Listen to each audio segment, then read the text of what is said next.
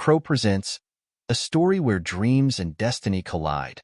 This is Echoes of Crystal and Dream. Chapter 1. The jungle air was thick with humidity, each breath tinged with the scent of earth and decay. A canopy of ancient trees stretched overhead, filtering sunlight into fractured beams that danced along the forest floor. Dr. Julie Reed adjusted the brim of her excessively wide hat, squinting against the sunlight that speared through the canopy above. She wiped the sweat from her forehead with the back of her glove, the weight of expectation sitting heavy on her shoulders. The oppressive heat and relentless terrain might have deterred others, but they only served to honor Julie's indomitable spirit.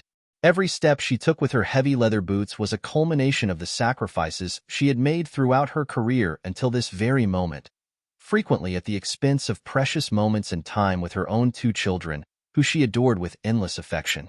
She had been following this lead for several months, a geological excavation happening deep within the rugged terrain of the Bolivian wilderness. Beneath her calm exterior, there simmered a pulse of exhilaration that she could not quite suppress. The thrill of discovery coursed through her veins, the culmination of years of relentless pursuit in a field she devoted her entire life and existence to. Dr. Reed, over here. Anton, one of her field assistants, called from further up the incline, breaking her concentration. Julie turned, her gaze following the path cut by her team through the dense foliage and treacherous terrain. Caught between her own anticipation and the collective tension of her colleagues in the expedition, she trudged forward. They had come for rare minerals, for data that would contribute to their research in the fields of geology, gemology, and archaeology. Their team and several others had ventured deep into this remote corner of South America, following clues left by geological anomalies, subtle tremors, and energy readings that defied explanation. For months, she had chased whispers of a rare mineral deposit, but she had come to suspect there was far more at play. She pushed her thick-rimmed glasses up the bridge of her nose, her eyes narrowing as she examined the exposed rocks. But Julie, driven by the kind of intuition that made her both admired and sometimes feared in her profession as one of America's most noteworthy gemstone experts, felt there was something more, something that defied even the disciplined logic of science. As she reached the area of a rocky outcrop that her team and other geologists had been excavating, the sight stole her breath.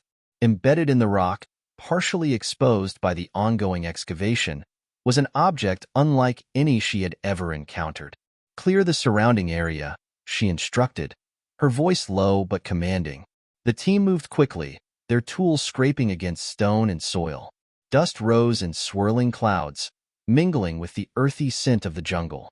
Julie watched, every nerve on edge. Her instincts were rarely wrong. There was something beneath the surface, something that had lain hidden for thousands of years. She crouched, running a gloved hand over the markings. Beneath the dirt and grime, she felt a distinct vibration, faint but unmistakable. It thrummed in her fingertips, a rhythm that seemed to match her heartbeat. She inhaled sharply, as if sensing her thoughts. The ground beneath them quivered, a subtle tremor that silenced the surrounding wildlife. The light shifted, catching on an exposed crystalline edge that refracted a kaleidoscope of colors. The shard was unlike anything Julie had ever seen. It gleamed with an otherworldly luster, as if light itself was trapped within its facets. She reached for it, her hand trembling. The instant her fingers brushed the shard, an intense heat surged through her body, followed by a flood of images, fragmented memories of places that defied understanding.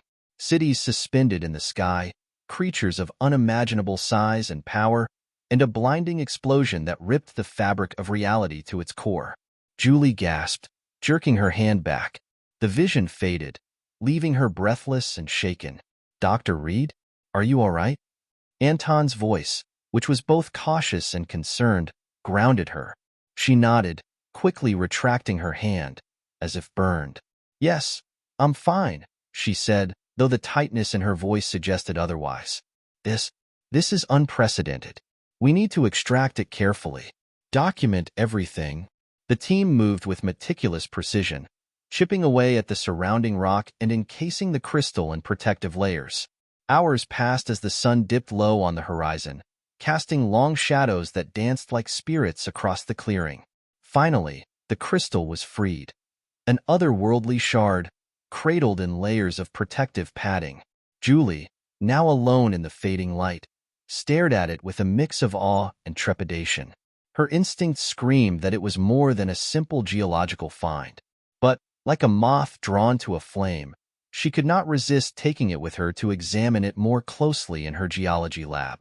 Half a world away, in a quiet suburb of Knoxville, in East Tennessee, Zachary Reed's 16th birthday was in full swing. The modest living room was decorated with streamers and balloons in hues of black, red, and navy blue. The laughter of Zach's family and friends echoed throughout the house, mingling with the scent of freshly baked chocolate cake. Zach sat cross-legged on the floor, tearing open yet another brightly wrapped box.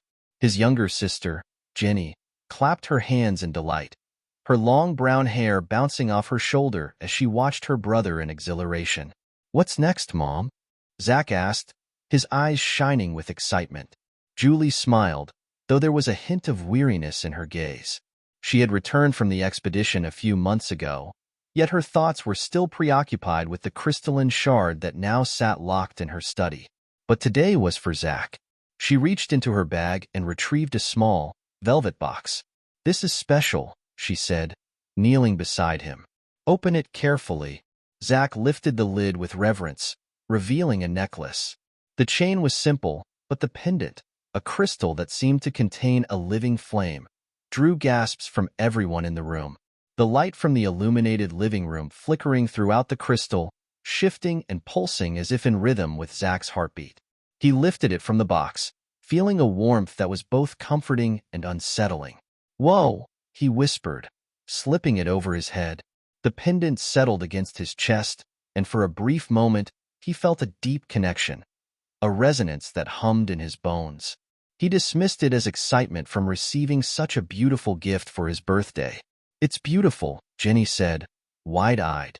"Where did you find it, Mom?" Julie hesitated, her fingers brushing the pendant. "I made it myself," she said softly. "The pendant is made from a beautiful crystal that I found during one of my recent work trips. It's one of the most stunning gems I've ever seen. Please take care of it, Zach." The festivities continued, but Zach couldn't shake the odd feeling he felt. The feeling that the necklace was almost watching him. His strange dreams began about 6 months after his birthday. That chilly, autumn night, Zach slipped into a deep sleep as usual, his thoughts drifting aimlessly through the fog of exhaustion. The day had been rather ordinary: school, chores, a few hours of video games before dinner. There was nothing that would foreshadow the odd, strange, otherworldly experiences that would be driven upon him. His dreams up until that moment had always been fleeting and vague, slipping away as soon as he opened his eyes. But this time, it was different. The world around him came into focus with a sudden clarity that took his breath away. He was striding, through an ancient woodland glade. The ground beneath him was soft, carpeted with moss and blades of tall grass, and the towering trees stretched into the sky like sentinels. He felt taller, stronger, and the way his body moved, smooth and deliberate, was unfamiliar, yet instinctual. His hand rested on the hilt of an impeccably designed blade at his side, its weight both reassuring and familiar. He caught his reflection in a pool of water near his feet. It wasn't his face staring back, angular and refined, with piercing blue eyes that seemed to glow faintly in the twilight. The features belonged to someone slightly older, someone burdened and reserved. Long blonde hair framed a face both beautiful and severe. He touched his cheek, marveling at the strange sensation of feeling like someone else entirely. A faint breeze stirred the trees, and the soft rustle of leaves brought him back to the present. Then the sky around him began to darken. A low, thrumming vibration filled the air, growing louder with each passing moment. "Zach?" "No," the elf looked up, and his stomach turned at the sight. Enormous, angular ships descended from the heavens, their surfaces gleaming obsidian black and lined with faintly glowing symbols. The stillness and tranquility of the nearby forest surrounding his beloved kingdom shattered as the ship's engines roared, their sound vibrating through the air and into the ground beneath his feet. From the massive ships, shadowy, cloaked figures began to descend, slender but powerful, moving with an unsettling precision. Reptilian-like creatures, their scales catching the dim light in flashes of green, black, and bronze. They carried strange, otherworldly weapons, long shotgun-shaped devices that hissed and sparked as they moved into position. Who were these invaders? Why had they come? The questions gnawed at the edges of the elf's mind, a relentless whisper that even the thunderous roar of the reptilian ships could not silence. He tightened his grip on the hilt of his sword, the familiar weight of the weapon grounding him in the midst of his bewilderment. This wasn't the first battle he had faced, but it was the first time he had felt so untethered, so uncertain. A chill ran through his entire body, but the elf's body moved with purpose. He turned sharply and barked orders to his army of elf soldiers and hordes around him, forming a large fortress of bodies surrounding the kingdom's thick, towering stone walls, and to various unseen figures cloaked by the forest around him, his voice both strong and commanding, though inside, his resolve felt as fragile as glass. From the surrounding woods came creatures, druids cloaked in leaves and vines, their hands glowing with magic, towering woodland golems of bark, wood, and stone, ethereal nature spirits that hovered like flickers of light. They formed ranks around him, waiting for his signal. His fingers tightened around the hilt of his sword. I must protect our people. It's my duty. I will drive these intruders back to whatever wretched hell they came from. The thought was sharp and immediate, a command as much as a reassuring vow to himself. Then the invaders began their assault. Energy beams hissed through the air, striking trees and vaporizing chunks of earth. The druids retaliated, summoning massive roots from the ground in an attempt to ensnare the reptilian soldiers. The golems roared and charged, their heavy steps shaking the ground as they barreled into the enemy ranks. The nature spirits flitted and made their way through the chaos in the enemy ranks, their glowing forms weaving confusion and agony among the attackers. Zach felt every swing of the elf's blade as if it were his own. He moved with practiced ease, cutting down invaders with a mix of strength and grace. Yet for every enemy that fell, another took its place. The battle was relentless, the air thick with the sounds of clashing weapons, explosions, and cries of pain. The elf stood at the forefront of an army, rows of his own warriors arrayed behind him. Their armor shone like moonlight, and their bows and blades were etched with dark-colored runes that seemed to enhance their physical abilities. The air smelled of smoke and ash, as the horizon glowed with the fires of distant villages and elven towns that had been ransacked and pillaged by the invaders on their way to the elves' grand capital city. Far above in the sky, their ships loomed ever closer, their sleek shapes blocking out the sky. The invaders poured forth in disciplined waves, their weapons spitting deadly beams of energy. The elves responded with arrows and spells, their defenses precise and unyielding. For every line of invaders cut down, more emerged, their numbers seemingly endless. But the elves were not alone, as the druids, golems, and nature spirits continued to fight alongside them, their magic and strength bolstering the fight and striking fear into the invaders. Yet it was not enough. The otherworldly reptilian forces had machines, hulking constructs of gleaming metal and dark energy. These monstrosities tore through their allied ranks, their weapons burning through armor and flesh alike. A sharp pang of grief cut through the elf, through Zach, as his warriors fell around him. He shouted commands, rallying those who remained. His voice carried through the chaos or the ensuing war, strong and resolute. Hold the line. For the forest. For our homes. We mustn't let them win. The defenders surged forward, their resolve hardening. The elf's blade carved through the enemy, each strike swift and precise. But the losses were staggering. He could feel the tide of the battle shifting, the invaders pushing closer to the heart of the city.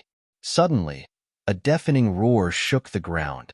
One of the massive ships hovering over the sky unleashed a beam of energy, obliterating an entire section of the massive stone wall that the city was enclosed within. He stumbled, catching himself as the ground shook and debris began to rain down from the crumbling fortress walls. His gaze turned to the city behind him. He heard children and innocent elves screaming in the distance as some of their dwelling places lay in heaps of ruin. The homes, the people he had sworn to protect as their future king. He could not let them fall. He raised his sword high. The lime-green runes that adorned the sword began to glow fiercely. The air crackled with energy as he called upon the last reserves of his strength. We will not be destroyed. But before the elf could unleash his desperate attack, the world swiftly dissolved.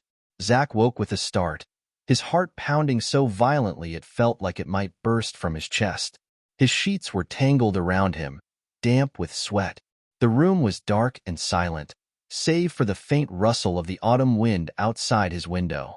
His breath came in ragged gasps as he tried to steady himself. The images from the dream lingered. They felt so real, so vivid. He could still feel the weight of the sword in his hand, the ache of battle-worn muscles, the grief of watching his people fall. He pressed his palms to his face, trying to shake the memory, but it refused to fade. What the hell was that? He whispered to himself, his voice trembling. He glanced around his room, half expecting to see the elven city or the invaders' ships. But it was just his familiar navy blue bedroom walls, his band posters, TV, and the faint glow of his digital clock. Still, the dream left him unsettled, a gnawing sense of unease curling in the pit of his stomach. It wasn't just a dream. He was certain of that. It had felt like something more, a memory, a glimpse into a life that wasn't his own. The hours dragged on, but sleep eluded Zach entirely, leaving him tangled in the echoes of what he had seen and felt that very night.